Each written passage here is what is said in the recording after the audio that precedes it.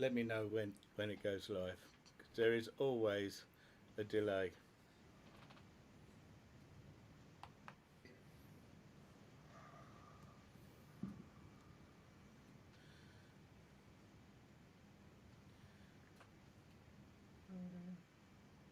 Right, here we go. Right, we're on.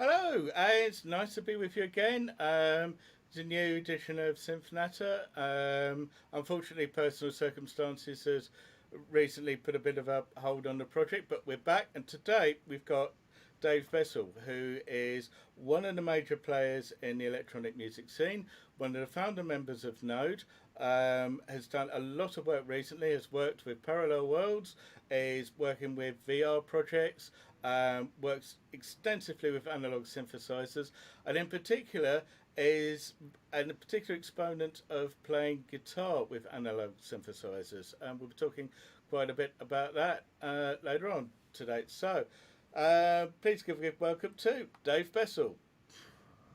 Okay, hello world, hello Russell. So, tell me a bit about what you've been doing of late, because you've been very busy. Yes, I always like to keep at least one project on the go, and usually more than that. And I'm inclined to actually take on too many things and end up with, like 4 things that need doing at once. But most recently, what have I been doing? I've just released a collaboration album with Parallel Worlds, which is called Phosphenes. Before that, I did a project with an ambient artist called Ishq, and that was an ambient album that was also released in VR format. So the whole album was a VR thing. And currently I'm working on another collaboration with Liam Boyle. Some people may know of him. He's a film composer and incredibly versatile musician. That's about all of the projects that I'm prepared to admit to at the moment. That's a lot. That's much more than many people I know are working on at the moment. That's quite a work ethic. Your last... it's not work to me. It's pure fun. Yeah, and it's the same for us as well. I extend that as well. I get production projects now and again. For me, I was talking to Ian Boddy about this the other day, that he always gets space as a theme. With me, it's either the supernatural or fashion, and I don't know much about either of those subjects. So that's I'm forever sort of googling stuff and researching stuff and working from there. But yeah, it is fun. There's no doubt about it. And that's why we all do it.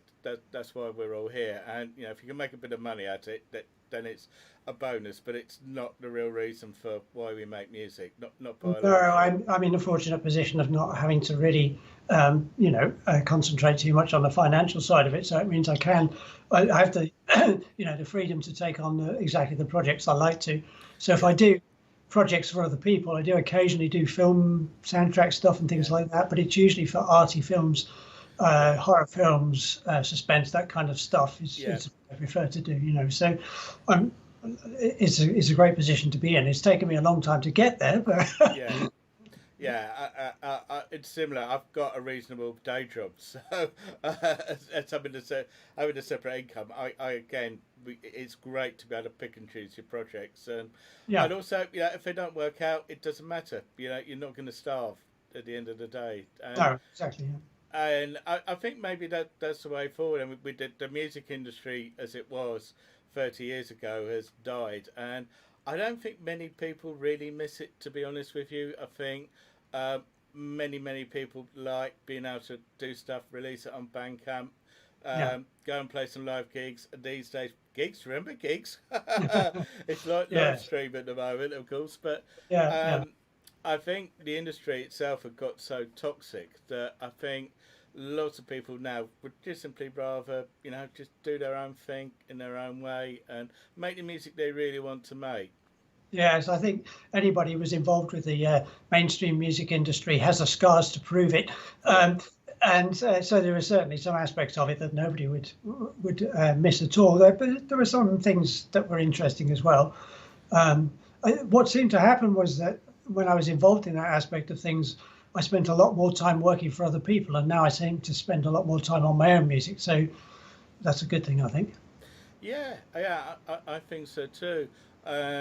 And nowadays, with the equipment that we all have at our disposal, there isn't the aspect of having to have a budget to do any recordings. Once you've got your studio set up, you can just go. And if you want to buy more equipment, then that's up to you. But if you want to keep it minimal, if it works for you, then you can just carry on. And I can remember when I was part of the mainstream music industry 15, 20 years ago, you had to have a budget to do absolutely anything. And the trouble is you were ultimately responsible for that budget. So if the album bombed and you'd spent a fortune in the studio, the record company came after you for the money.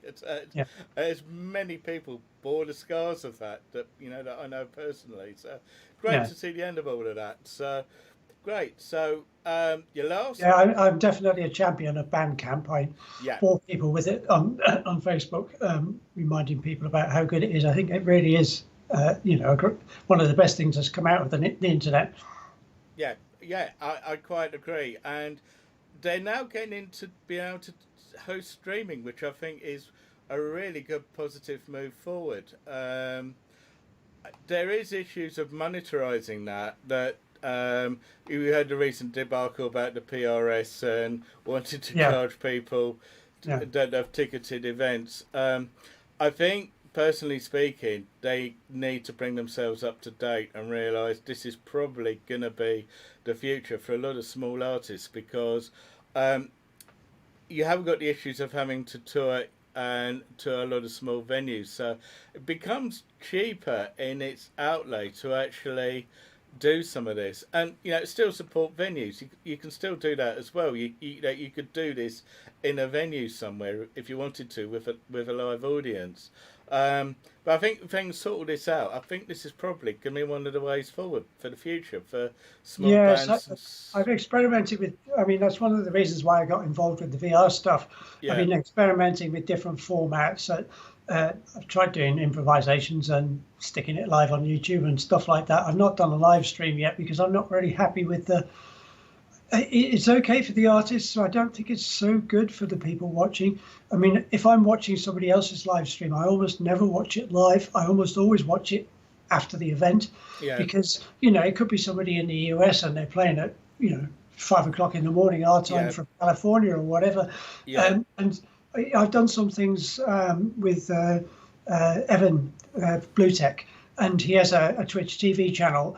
And he always has to do things twice, once for the West Coast of America and once for Europe. And it's quite tricky in a way, because that is, a live thing. So I don't think there's a 100% solution to it yet, but people are trying out all sorts of things and nobody quite knows what it's going to settle on. But it's interesting to try these things out. Yeah, tell me about your VR projects then, because I'm really keen to find out more about this. I've never had any dealings with VR at all, so... But it's a whole world of its own. I mean, it's got to the point now where it is practical for somebody without, major financial backing to actually do it technically. And so I did an ambient project with Ishk.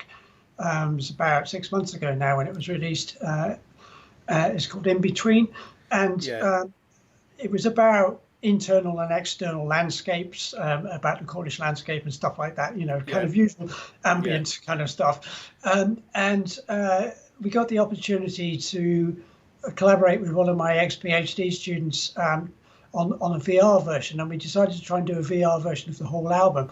So what we actually did was it's kind of a central environment that you go into, which has a lot of doors and windows in it.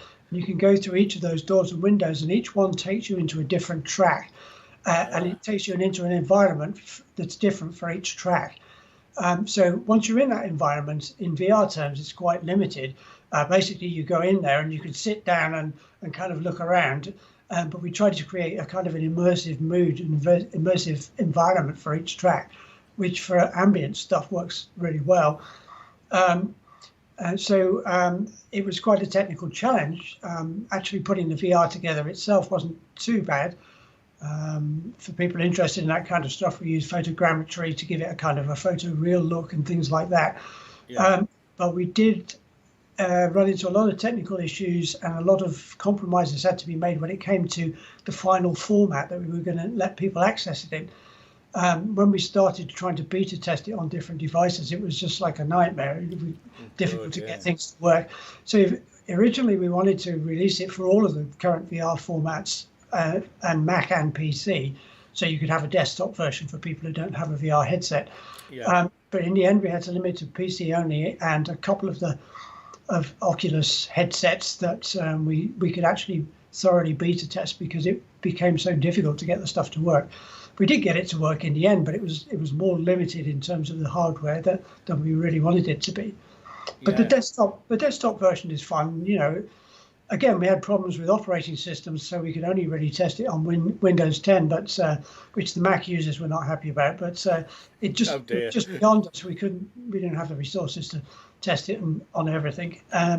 But you know, the desktop version is a bit like a game. You can navigate around with the up and down keys and get some of the idea.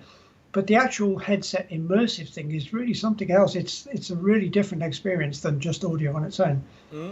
So how did you actually build the architecture of this, the actual VR architecture? Did you team up with a game developer maybe? How did you? Well, it was my PhD student who actually assembled the technical stuff, but I created some of the assets myself. Right. The environments for the tracks were created with 360 cameras. Yeah. And then you map that onto the inside of a sphere. So you're sat in the sphere and then you look around, and you appear to be, you know, wherever the environment was photographed. Yeah. And then the main environment, which you access those individual tracks from, was done with photogrammetry, which is a kind of a scanning process which is done by taking multiple still photographs and then stitching them together in something like Unity, which is a 3D games development software. Right. And so that was the technical side of how it was done. Right, because the interesting thing with this is that one of the ways you could develop is to team up with game developers and devise something that can be both a game and a musical experience at the same time. Having this sort of, there's lots of potential there, and a lot of people don't realise it, but games now are becoming an art form that's certainly becoming popular, and they're getting more and more sophisticated. And in terms of, not just in terms of graphics, but in terms of having a plot, having things to uncover, and that may, you know, I can see that in the future becoming really a thing. And in the same way that a soundtrack composer would work with a conventional film, this is what somewhere that I think music can expand. Yeah, it's interesting you say that, because when we were putting this together, we had to make some creative decisions about what we were trying to achieve with it, and what we wanted the listener or the user or the player, or however you choose to think of it, to be able to do, and why we wanted them to do that. And we made a deliberate decision that we wouldn't put in puzzles and we wouldn't put in tasks and things like that, because we wanted it to be, the music to be at least as important as the visuals.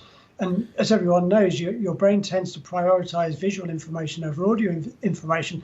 And then if you add a task on top of that, the music tends to be relegated to background wallpaper, which, although the album was ambient, was not quite what we wanted it to be. So we deliberately restricted the agency of the people, so that the audio became something that was important. But it's an interesting, these kind of issues or problems crop up when you actually tackle, okay, now what do we really want to do with this? So it was interesting from that point of view. Yeah, because I can see that being a problem, that if you do make it a game as well, other things get pushed to the back of your mind, because, you know, you've got to process this stuff, Yeah. and if you've got to actively take part as well, and It's, you're trying to do ambient music, you can't take it in because you know it's like being in an office and having music playing in the background whilst you're yeah. trying to do something in Excel or something. It doesn't work like that. But I did actually discuss with Ishk at the time there if maybe a future project in which we present something which is not in the album format, something which is more like an art installation, which might be toured around art galleries, where because one of the issues is that not that many people have the hardware, and then there's the compatibility problems if they do have the hardware. So we thought it might be nice to have a touring art installation, which was 50-50 music and VR, and so then people could go to it, and then the equipment side would be taken care of for them. But that was just an idea. Whether we'll get there or not, I'm not sure. The other possibility is to actually do an outside installation in the areas of Cornwall that you were actually originally inspired by, and actually set up a temporary installation with headsets and stuff where they can actually wander around the real landscape and have both a virtual reality and the actual reality. Augmented reality. Yes, it's an augmented reality. Yes. That's a little bit more difficult to set up because you have to map the environment and things like that. Yeah. But yes, I mean, there's lots of possibilities. It's just a question of, finance, technical assistance, and that kind of stuff. Because there's a limit to, the synthesizer world can get complex enough, as you well know, and add on to that a whole other set of technical bits of software and things like that, and it becomes more than one person can actually deal with. There are constraints on how much you can go into, but certainly the possibilities there. So it really becomes a production team at that point, which is exactly really what you need to take on a project like that. But it's great. It's it's one of the things I'm looking forward to in the future, and interested in seeing how this evolve. Music, you've done a lot of music. As I was saying earlier, you've done a recent solo album. You've done you've done the album with Parallel Worlds. In your solo music, I was having to listen to it just a few minutes ago. One of the things that really strikes me about it is you've got this darkness, but you've got this warmth in your analog synths that it's actually quite rare. Many of my colleagues who work with analog synths go for this cold, plasticky sound, which is okay. That's a style in its own right. But you've gone the other way. You've made them really warm. The only other person I can think of that's really got that warmth, Jean-Michel Jarre is an obvious one that's always managed to get this really warm sound. Brian Eno, when he's used synths, has always managed to get this warm sound as well. I'm tempted to think it's lots of chorus effects and sort of nice sweetening overdrives. How would you describe how you actually get that sonic style that you've got?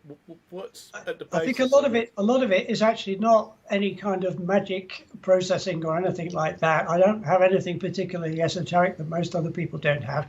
It's down to your ears. It's down to the selection of sounds. It's down to how far you open up the filters when you're making a sound and things like that, and then that kind of decision accumulates, and you get a kind of a balance that is based on your personal preferences, I guess. So it's not that I have any kind of special tricks that I do. I'm trying to think. The only things that might impact on the warmths from a technical point of view is I have an old Valve Brenel tape machine. From the 1950s, and I used that on an effects end on my mixing desk. And occasionally, if I want to thicken a sound, I'll use that. But I don't use it that much. I mean, I use it on percussion sometimes to make it sort of cut through a mix a bit more, or I might use it on a monosynth. It doesn't work terribly well on polysynths because you get intermodulation distortion, which is a bit kind of gritty. So I guess that might be something that not everybody does. And the only other thing really is I use Eventide Space as my main reverb, and it's quite a nice reverb. But I have some cheaper Lexicon stuff as well. But I mean, these are things that everyone uses, really. Yeah, pretty much so. When I had a listen a few minutes ago, I was tempted to think maybe you're using some harmonizers as well, but maybe not. No, I mean, I do mess around with psychoacoustic processing and things like that, but that wouldn't really make it warm. It tends to, if you're not careful, it can make it thinner. But I mess around with Haas effects and things like that, stereo delays between the left and right channels and things like that, and that makes the sound kind of pop out the speakers a little bit. Yeah. It plays hell with mono compatibility, but I don't care about that. I mean, 1950s it might have been important, but nowadays I don't care if somebody wants to listen to it in mono and it doesn't sound right. No. I think that's fair enough. I did once see there was a conference going on, and an electroacoustic conference about 10, 15 years ago, and they wanted, as a project, to inspire composers to work with mono and produce these mono tracks. I think at the time, why? Well, it's this obsession with retro stuff. I don't honestly get it. Yes, I mean, if you're trying to reference a retro sound for retro futurism and stuff like that, I mean, I can imagine something like the soundtrack for Forbidden Planet, for example, being in mono, because it kind of goes with the whole vibe. So I can see a point to it if you want to reference a particular stylistic period, but nowadays we have stereo. Yeah, that's right, or even 5.1 surround. Well, yeah, I haven't played with that very much, again because of the hardware issues, but yes, I mean, certainly 4-channel sound is something that's interesting. Have you thought on the subject of VR? I wonder if there is actually room to include surround in a VR environment. Bear in mind that you've got the ability to look left, right, up and down. I wonder if there is actually potential there for surround. I mean, some of that's built into the software. Unity software has 3D spatial positioning, but we didn't use that in what we did because we already had done tricks with the spatial positioning. What we were looking for was a more slightly disorientating effect rather than pinpoint positioning. But it's built into the VR software. You can position things in 3D audio. And because the VR stuff is almost always listened to on headphones, then the spatial positioning stuff works fairly well. Better than it does on speakers. It's something you could explore, but you'd have to factor that in right from the point of view of doing your original mix. You'd have to think about it from that point of view. And you probably have to import stems into the VR software rather than a mix. I could see that would have to be part of it. But Anna Meredith did a thing. It wasn't full VR, but if you looked at particular, you were in a room, and if you looked at particular things in the room, then the sound would focus on those things and bring up a sound for each particular object in the room. So you sort of made your own composition, as it were. Yes, I mean, you can play about with stuff like reverb as well. You can attach a spatial position to an object, and then if you move towards it, the reverb will change and things like that. So those facilities, they have thought about that in the VR software, but it's something you would have to think about in a completely different way from a normal mix. It's interesting. I've been to quite a few surround conferences and experiments in the past 10, say about 15 years ago. At that time, they still hadn't really settled on 5.1. They were still having octaphonic playback and having a circle of 8 speakers, or start getting into wave synthesis and start having up to 32 speakers. And to be honest with you, I still found the problem I had with it is you could never find the sweet spot in the auditorium.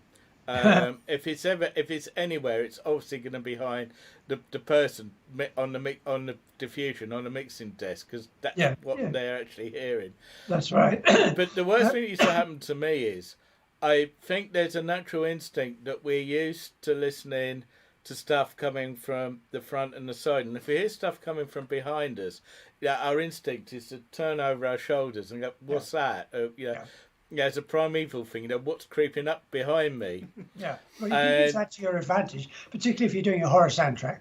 Yeah, that will work really, really well. But you know, I've been to one too many things where they've had things spinning round, and you're like, oh god, here we go. And you end up with the sort of oral version of travel sickness in effect. Yeah, yeah. I mean, I've done quite a bit of work in universities, teaching and things like that. So I've had access to various multi-channel speaker systems, and I did quite a bit of work with an 8-channel system at Kingston University.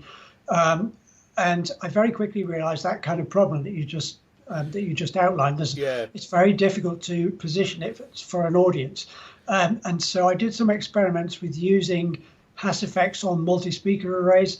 And so what Hass effect does is it throws a stereo image outside of the two speakers. Yeah. Normally, a stereo image is contained within the space of the two speakers.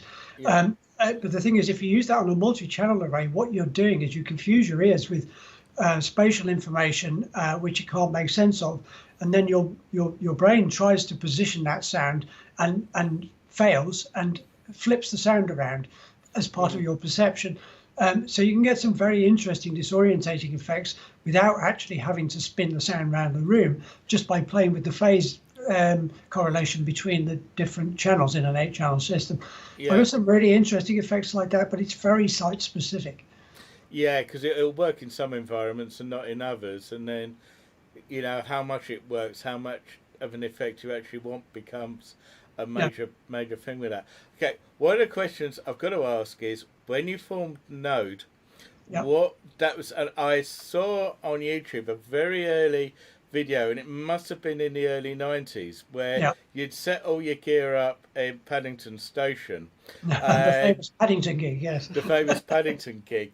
And at the time, I was still a massive Tangerine Dream fan. And I could see the direct lineage here of big Moogs, 960 sequences, great as some modern stuff. When you started Node, was that an attempt to carry on where the 70s Tangerine Dream left off? Or was that a question of, let's take this vintage gear and try and be very, very different with it? Because you were different, quite different from Tangerine Dream. And I was quite fascinated by the fact that in the 90s, you decided to take up all this early Moog gear, which is great gear. It's, you know, Moog's fabulous sound. Oh, absolutely. And I totally get it. You know, Chrissy's got Moog Sub 37 here, and it's fabulous. I liken it to my Les Paul in many ways. It's got that big, thick, warm... The mini Moog is the Les Paul of the synth world. Yeah, very much so. And I always would assume the ARP Odyssey, to me, is the Stratocaster of the synth world in many ways. Yes, that's a good analogy, actually. That makes sense to me. Many a band would actually have both an Odyssey and a Moog almost opposite each other. In many ways, that many bands would have a Les Paul and a Strat together. Yeah. What was the original motivation of Node? Because it was quite a project. It's such a project to do. Yes, well, it's certainly not easy to do, which is one of the reasons why we don't do it very often. But I mean, you have to remember at that time, 1995 or whenever it was, 94. That kind of approach and that kind of equipment was deeply unfashionable. So that's one of the reasons why we did it. Because, cool. Because we have a slightly contrary streak, and the whole Tangerine Dream thing, it gets misunderstood a little bit. I mean, of course, there are similarities between Node and what Tangerine Dream did, but what we actually set out to do was not to copy Tangerine Dream's sound; it was to copy their working methods. Right. And so it was all improvisational. It was all down to 2-track. Yeah. There was a group of people interacting, and there was enough equipment to be able to change course in the middle of, go in an unexpected direction in the middle of an improvisation. Yeah. Which is why there's such a big pile of stuff, because there are no presets, obviously. Yeah. And so, in some ways, from that point of view, we were more like a band like Can. Or even a jazz improvisation in some ways, but of course we were using a lot of the same equipment as Tangerine Dream, and so there are certain similarities in the sound, and there are some things about using a sequence instead of, the way I think about sequences is they're an alternative to a drummer. Yeah. So, you know, a lot of music which doesn't have vocals relies quite heavily on rhythm. Yeah. And it's very interesting to replace the drums with something else. And that's essentially Mm. what the sequence does. It's like tuned drums. Yeah. It's like a, you know, a marimba or a balafon or something in African music. Yeah. So that aspect interested me a lot. But as soon as you fire up a sequence with a Moog 960 and a pile of vintage Moog oscillators, Yeah. somebody will say Tangerine Dream. Yeah. Well, it's that sound. I mean, that sound. It's you could dig up foundations, but with a big Moog System P3 and some 960 sequences, you could dig up some concrete foundations with that. Yes, absolutely, you can. Yes, it's a massive sound. It's a bit of a beast to keep control of, but yeah. Yeah. Particularly nowadays, when the machinery is all, you know, like 1969 or whatever. I mean, it's Moog is 1969, and you have no idea how difficult it is to keep that thing in tune. Well, I've got a couple of Behringer modules in my studio at home, and they're more nightmarish. I've got the Neutron, and the thing with the Neutron is they've made the tuning knobs the biggest knobs on the panel, and you only have to nudge by just slightly with the side of your wrist, because there's no fine tuning on it. It goes miles out of tune. It will beat, and you know, now and again you think, actually that's quite a nice sound. I think I'll sample that. Well, this is part of the art of working with modular synths, isn't it? You know, to recognize when you've got a sound that is actually. I mean, this is something I learned a lot from working with Jazz Coleman from Killing Joke. You know, I did some programming of synths for him many years ago now, and one of the things he taught me about what he was looking for in a sound was that a sound has to have a meaning. It has to have an emotional effect on the listener before you've even played more than one note. You know, and I used to make program sounds for him, and he'd listen to them, and he'd go, yes, yes, no, no, yes. And after a while, I used to get frustrated and say, what is it you're listening for? And he says, it has to have meaning. You know, it has to have the atmosphere inherent in the sound before you've even played anything with it. And then when you add the notes to it, you're enhancing that effect even more. So you get all aspects of the music working together to the same emotional effect. Yeah. You know, part of what you were saying earlier about my music being warm, it's not just the sounds, it's what I'm playing as well. It's very much the harmony and stuff like that. Yeah, it feels like a compositional choice to me, because it sounds very different to Node as well. If you listen to all the albums on Din, yours really stand out. It's got a very distinctive sound, I think. Yeah, I mean, it was to a certain extent, it was a deliberate decision not to clone Node when I did my solo stuff. I mean, you know, if you want to do Node, you go and do Node, so I didn't want to compete with that. So I steered away from the sequencing thing fairly deliberately. For two reasons, really. Firstly, because you can't really do that better than Node. But also in Node, you know, the real sequence expert is Ed. You know, and I didn't really want to steal his clothes, musically speaking. So I kind of steered away from that a little bit. Yeah, I do the similar thing, because in CSMA I'm the rhythm person, so I'm the one with the sequences. Yeah. And Chrissy does all the harmonies and all the conventional keyboard playing, and I've got the Ed job. I'm sitting there with the sequences and getting them pounded in my finger. No, but in my own stuff, I try to not do what I do in CSMA for the same reason, to you know, explore different things. Differentiate the projects, don't you? Yeah, and it's one of these things. But God, Node, how long does it take to settle that gear up to do a gig? The last gig we did with Node, it took about 8 hours. Whoa. And a lot of that was just trying to get the Moog stable. Oh dear. But the problem with the Moogs is it's not just the fact that the oscillators drift, which they do, but then a mini Moog drifts a bit and a guitar drifts a bit, and it can deal with that. The problem is that none of the oscillators track the same from the same CV, and the octave width on the keyboard goes out as well as the tuning.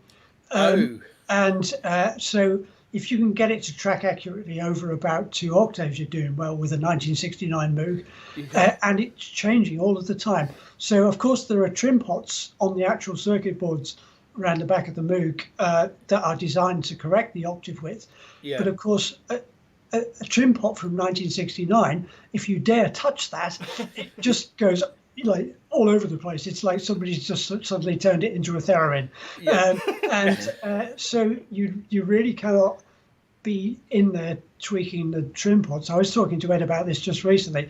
And so it's a question of leaving it on long enough and constantly retuning it over and over and over again, and hoping you get to a temperature stable enough point where all the components are heated as much as they're going to, that it doesn't drift quite as badly.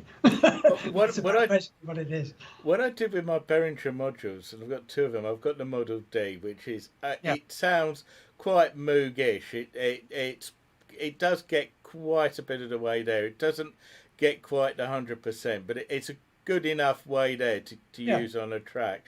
And I've got the Neutron, and the only way I've managed to get them stable was to power soak them.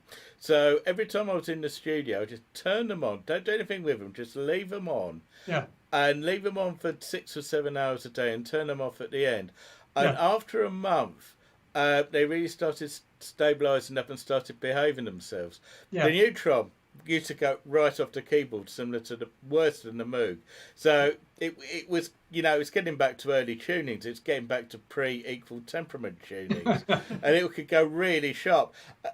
As you went up the octaves, it could go really, really sharp, and at the end of 2 octaves, it could go up quite a few cents.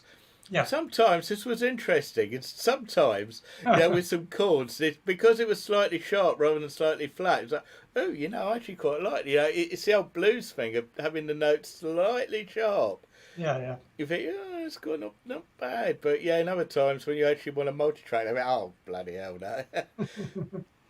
Yes, well, if you imagine that and multiply it by a factor of about 50, that's what it's like working with the 1969 Moog. I mean, really, you've no idea how difficult it is. We had the backs off all of the Moogs and guys with soldering irons around sitting behind them and things like that when we were performing, because it's definitely high wire and no safety net. But I mean, Ed's the expert on that kind of stuff, and he managed to keep it in tune. I have no idea how he did it, but he did literally sit there for 7 hours, constantly retuning it. Oh, it's a patience game as much as anything. And sit there with the oscilloscope, trying to go. Oh dear. It was definitely hard work in those days. A lot of heavy lifting as well.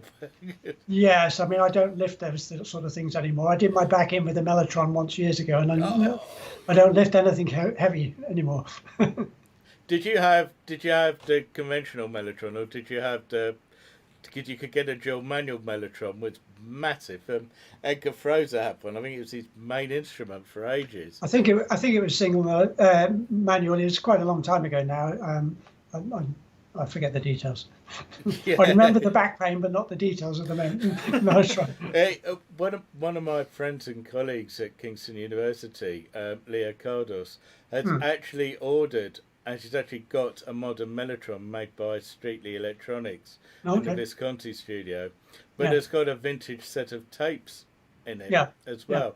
I was thinking, Christ, the tapes must wear. My experience with tape when I had to use it 25, 30 years ago, it really could be a nightmare, or I was just unlucky with it. But no, a tape will degrade quite noticeably over the years. Yeah, it's quite amazing.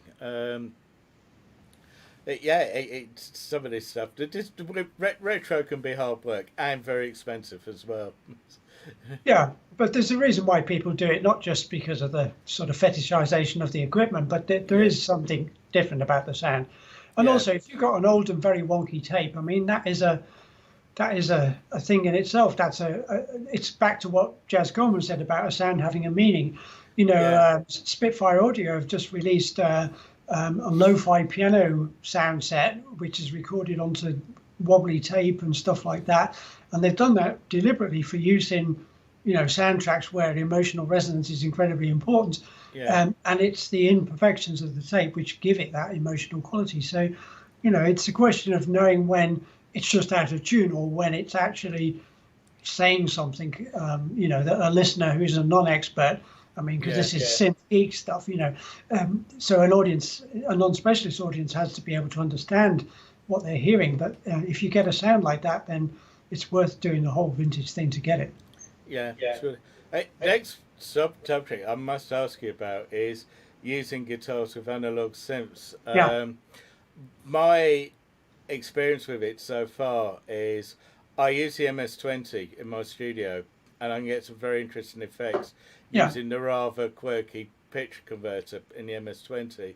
Yeah. I looked at having hex pickups on guitars way back in the 90s, and the amount of gubbins that had to go on the guitar or in the guitar, I used to look at it, I was thinking, bloody hell, I'm not doing that to my Les Paul. No, it's not something you want to do to a Les Paul, but you have to buy a guitar which is made for that kind of thing, really, I think. But on your YouTube channel, you've demonstrated a pitch to MIDI converter that you use, which is a non-invasive box that you can plug the guitar one in and the MIDI out. What actually is that? Is it still available? And as far as I'm aware, it is. I forget the actual model name. It's made by a company called Sonus, SONWS. And it's just a basic cheap pitch to MIDI converter. And then I run that into my Kenton MIDI to CV converter, which drives my Macbeth synth. And that's what I was demonstrating on that video. It's just because it's a cheap converter, you have to be careful how you play. It doesn't track that well. But you can still get usable stuff with it. A lot of the accuracy of the tracking you can compensate for by using a slow envelope on the synth. But there's several different ways you can work with that and the synth. So it's not just a question of getting that to track, to trigger the oscillators and things like that. A lot of the time, you get better results if you get it to just trigger the envelopes, and then you can run the sound of the guitar through the filters and stuff like that. So you're bypassing the oscillators in a way. So you're not having to worry about oscillator tracking. You get proper real-time response. But because you've got the envelopes being triggered by, so I might use that pitch to MIDI converter to actually just extract envelopes from, which track my playing on the guitar, in terms of amplitude and in terms of when I start a note. And then I use the filters on the actual guitar sound, and then you get all of the sensitivity of the guitar playing. So it's not an all or nothing. There are various stages in that process of combining a guitar with synths that you can do, and I quite often mix them up as well. So it's I think of it in different ways. So you can take the guitar sound, you can process it through pedals and use envelope followers and stuff like that, and so you get a processed guitar sound. You can use the guitar to trigger the envelopes and then process the guitar through the synth, or you can actually drive the synth completely with the guitar. And by mixing up those things, you kind of cover all bases in between, a rock guitar sound and something which people wouldn't even recognize as a guitar at all. And that's part of how you blend it with the synths. You have to bridge that gap between the classic rock guitar sound, which is great and I love, but it stands very separate from the synths unless you bridge that gap between the two. I'm kind of thinking at this point of Pete Townsend on Who Are You, who was doing something very similar to trigger his ARP 2600. Yeah. So you get that. Exactly the same principle, except I think he used a string machine or something like that. But yes, that you can do that kind of stuff with the guitar as well. Yeah. Yeah, and then of course it gave him the opportunity to throw some power chords in there as well as having the synth bubbling away in the background. Yeah, it's good stuff. What we're going to do now is we're going to play a track from you called Codex, which is a track off your new album, which gives me a chance to go to the toilet. And we'll talk about that in a minute. So, okay, I'll see you on the other side. See you on the other side.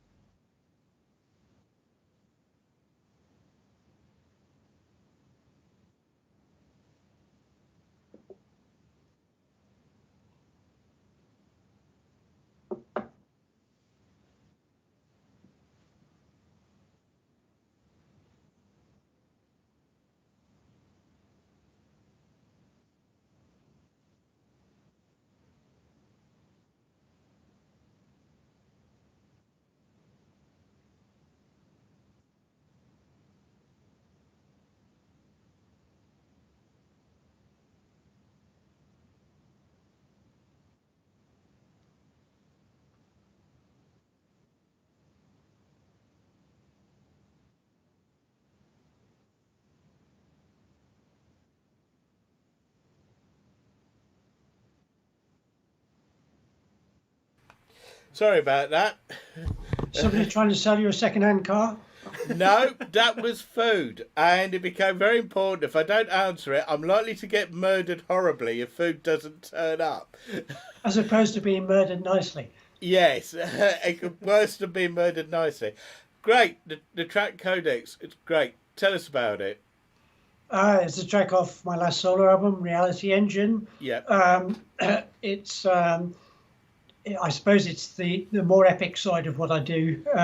Yeah. So some of my tracks tend to get quite kind of like bombastic, and I guess that's one of those, or at least towards the end. Towards the end, it does. I don't really know what to say about it. It's got some interesting harmony in it if you're into that aspect of things, and it's one of the tracks which kind of grabs your attention, a sort of bombastic quality, if you like, gets your attention, which is why it's at the start of the album. Yeah. There's the only really interesting thing that, apart from the fact that it's just interesting music to listen to, I hope, is on the video. I never appear in my own videos, except for that one, which I do, but I'm very hidden in that video. So if you've got a very sharp eye, you might be able to find me in that video. Otherwise, you won't see me. I'm going to have to play that back many times. It's on YouTube and try and spot you now. You need a high definition monitor and a fairly big monitor, but I'm there. Because there was this big thing in mainstream music for years, and this big orthodoxy that if you shot a video of a band, the band had to appear in it somewhere. Yeah. And many years ago, we actually broke that protocol, and we worked with a young filmmaker who shot this video on. It was the equivalent of, it was digital, but it was digital tape back in about '98. And they didn't really broke this protocol. And although we were at the band, we were actually in the video, none of us were seen playing instruments or doing band things, but we actually acted, we did some terrible acting, I might add in it, but never ask the band to act. No.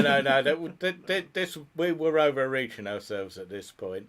That was a very big no. I think that partly was due to us looking a bit terrible, but yeah, there is this quite a thing about doing vids, and there's sort of onus to appear in it, and it's strange, isn't it?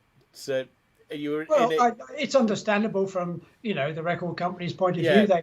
They want to promote you as a brand and all that kind of technical stuff. But I like the focus to be on the music, not necessarily on me.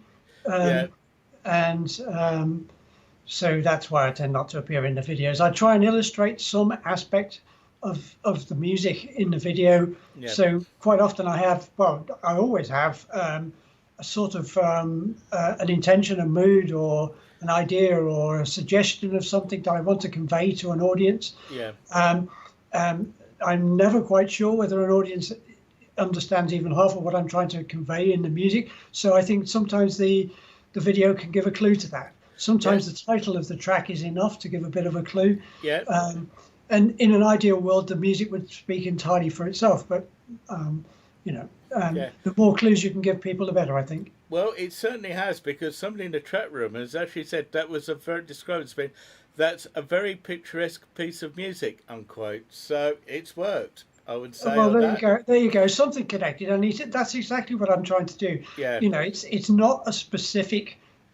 You couldn't really put into words what it is I was trying to convey, but that kind of thing is what I'm trying to convey. Yeah. So I do a lot of work in the music, trying to create what are musical archetypes. So these are meanings which are non-specific, but which can be picked up by an audience. So if I get that right, then the kind of reaction that you just were talking about is what I'm hoping for. That people will have a feeling that they've understood something about it. And different people will have different things they understood about it, but I'm trying to create a potential for meaning in the music. Yeah, and it's clearly worked, and it certainly conveyed that to me when I loaded it up. I thought, that really does. It really is very, very picturesque, and it is that big sound. I do like that big sound, and you can do this with synths. That's one of their big potentials. Um, I think you were talking about minimalism earlier on. I think I'm probably a maximalist. That's cool. I tend to put too many things in the mix, and then it gives me a problem when I try and do the final mix. But I kind of like, I have a lot of influences from classical music, obviously, and I like counterpoint and the whole Bach thing, and multiple melodies working against each other, and all that kind of stuff. So it's too much to take in the first time, but that's kind of intentional. You're supposed to unravel it in successive listenings, and hopefully it will last a bit longer than the techno track, which you will immediately react to, but the second time you've heard it, there's nothing more to listen to. So I kind of go the other way. It's a bit like trying to do analog music in 1995 when it was not fashionable. I tend to, it's a contrarian in me, I go the opposite way.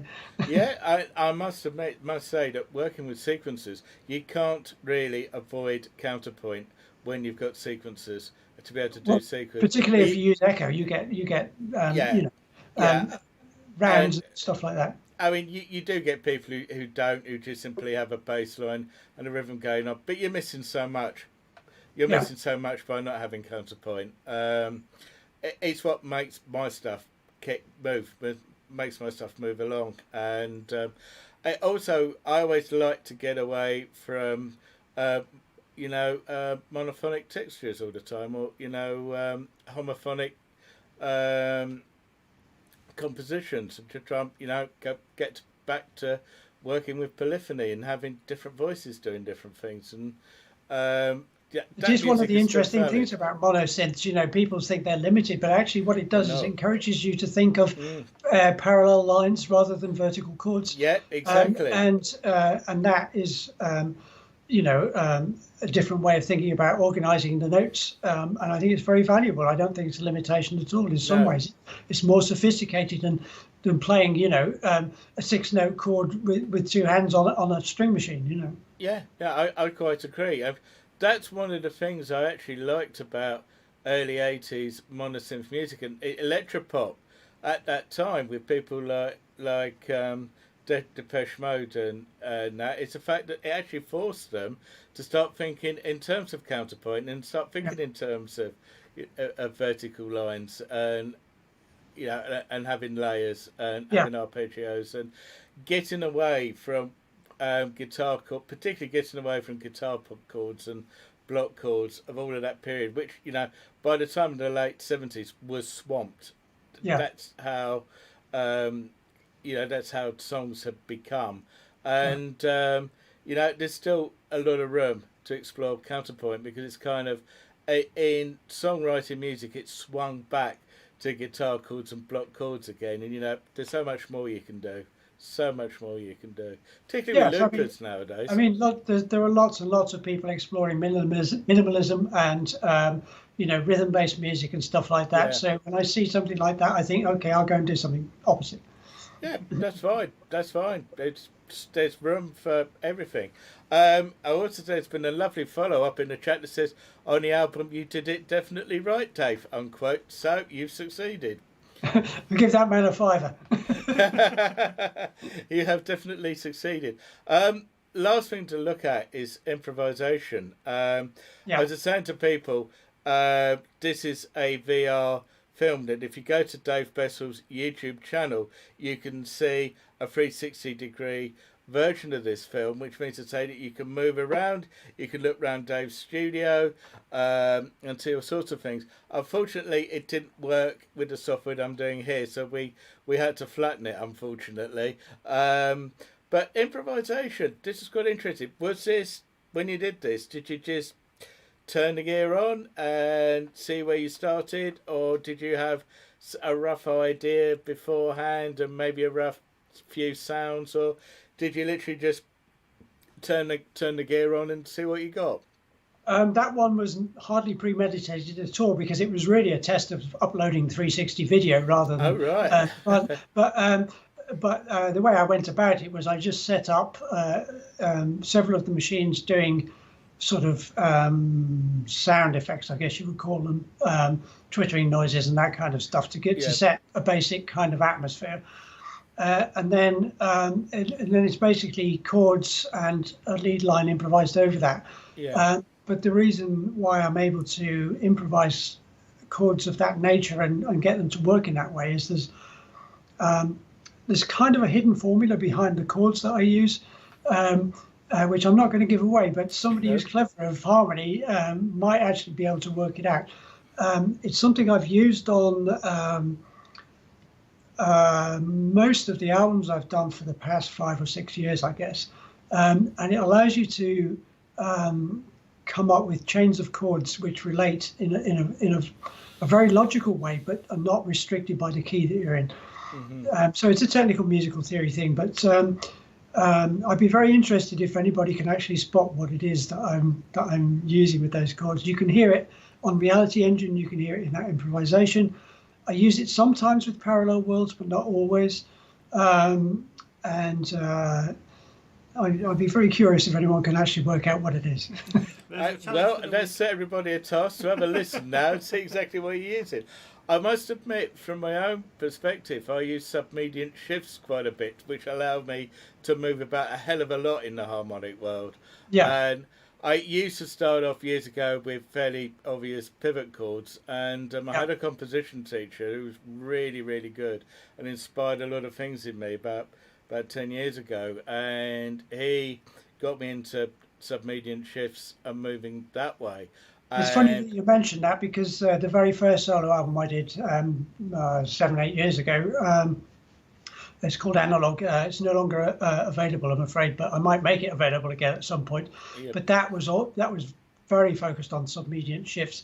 But I moved away from that a little bit, but you still hear submediant shifts in what I'm doing, but it's not the underlying organizing feature. I must ask, before we look at the improvisational video, at some point, have you ever been through a 12-tone phase? Yes, I got, I studied classical harmony at Royal College of Music, so I went through everything to do with classical music phase at one point. Amongst that was the 12-tone stuff. I mean, there are technical issues with 12-tone, which make it very difficult to use as an organizing force for a large-scale piece of music. But it is a very interesting idea, and certainly that as an idea it influenced me a lot. I haven't written anything 12-tone for 15 years, but it's an interesting idea. It's not something I use these days. No, I certainly went through a note row phase because it was kind of the link up with sequences in my mind as well. And I was looking to try and branch out of really making conventional key stuff.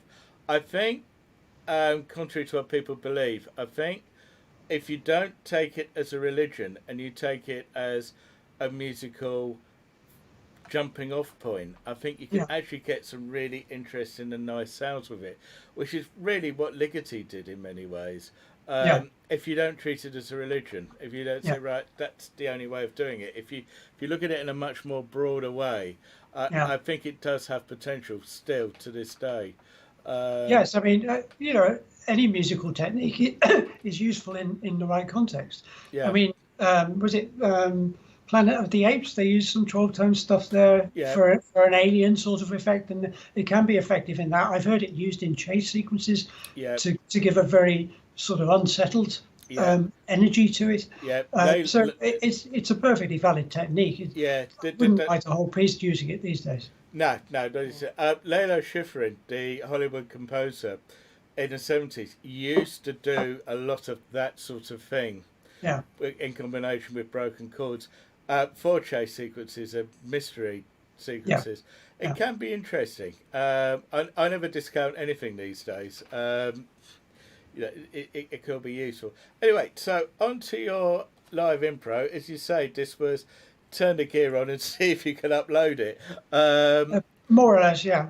Yeah, I think it came out well. I mean, this is I mean, I like the idea, and I recorded it, obviously, and I've kept the recording, and one day I'll turn that into a properly worked out track. I did think there's something interesting in it. Yeah. Okay, so here we go.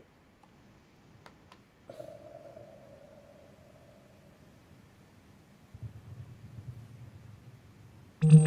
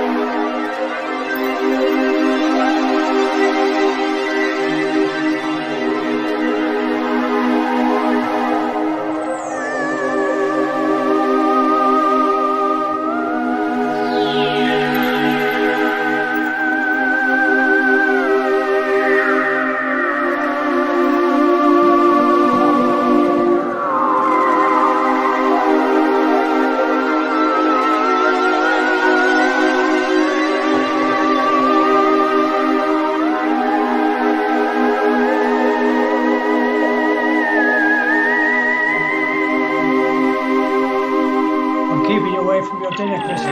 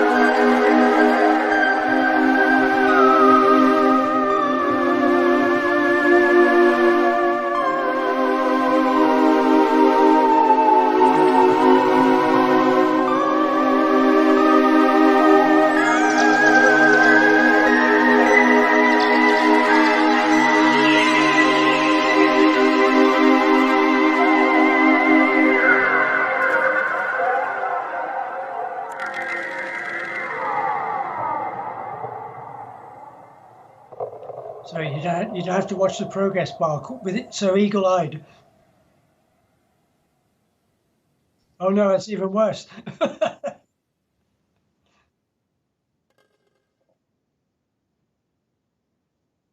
Yeah, I can't remember, but yeah, somewhere in that region.